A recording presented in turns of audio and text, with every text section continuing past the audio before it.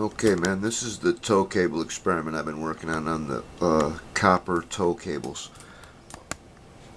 Now, these are the copper tow cables that you can get from Eric and at other places online. I think these are for the Tiger tanks. They're too long for uh, Panthers and Jagdpanthers. Okay, so I shortened a set down, but the main problem has always been the color, painting them. They don't like paint. They don't take paint well. The paint has a tendency to flake off and the copper shows through. So I decided to experiment a little bit. Let's go mobile. And I decided that I was going to try ink. Now I don't know how well this is going to show up on the video. I will take some stills and add them to the thread. And obviously it's a long way from done.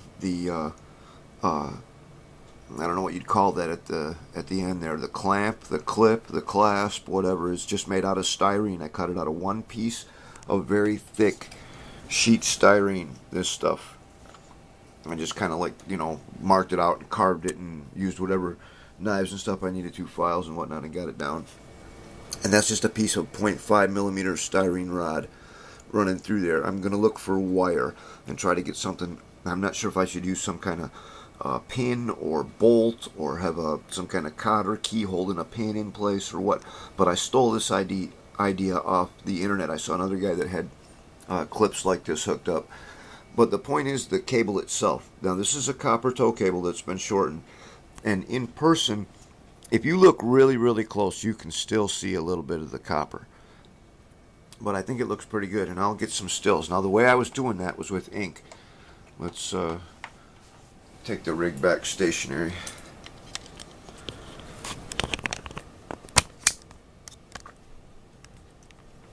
Alright, so this is one this is the other one, and it's still in progress. Okay, the end's not done yet, and I'm still applying layers of ink. I've got a couple of lead weights on the end so that I can hang it. I've just got a push pin. I'll show you. I got a push pin hooked in the side of the table. The table's plastic, so and then I can just hang it like that after I put the ink on it. And the ink I'm using is this stuff right here. It's just called Higgins Black Magic. It's just waterproof ink. And all I'm doing is, this has an eyedropper. I've used very little, really. The bottle's still mostly full. It has an eyedropper, and I just hold it up by the end and apply. I hold it up by the end and apply with the eyedropper, and it'll run down or whatever. The ink is really thin. So I just let it get coated with ink, and then I hang it up to dry, and then I do it again. And I've done this one probably 10 times. It's maybe halfway there. And I use Q-tips and whatever kind of applicators to touch up or whatever. But the point is to just keep applying ink over and over and over again. And I was thinking about trying to set it up so I could dip it in there, kind of like you would do a candle. I think if I get a piece of PVC pipe, the problem is that ink's expensive. Well, it's not that expensive. It was probably it was for sure under $10 for this bottle, probably under $5. Probably about $6, I guess. I don't remember. There's that damn hippie brain again. Short-term memory. Feel like Ronald Reagan. I have no recollection of those events. So anyway, that's been the experiment with the cables, and I think it's coming out pretty good. Takes a while. You got to be patient. I still got to figure out what to do with the ends. I know I can paint those. Those are solid.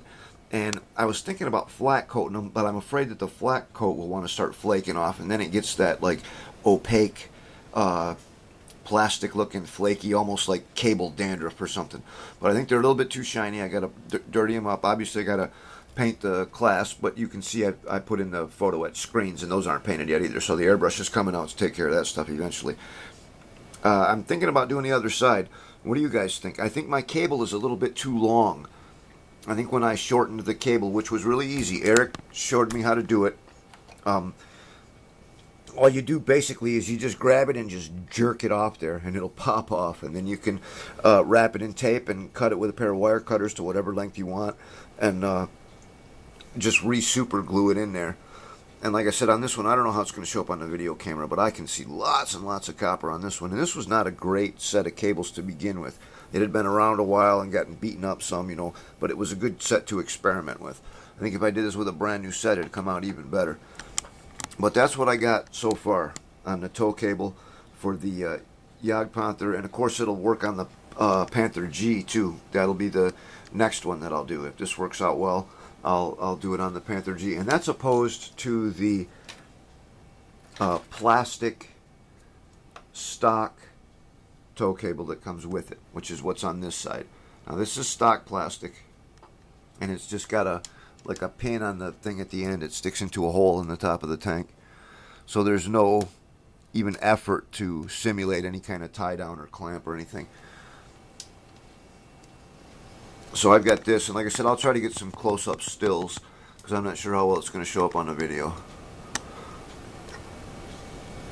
So now I'm looking for suggestions as to what to do next, especially about weathering it. Maybe powders, pigments, pastels might do it.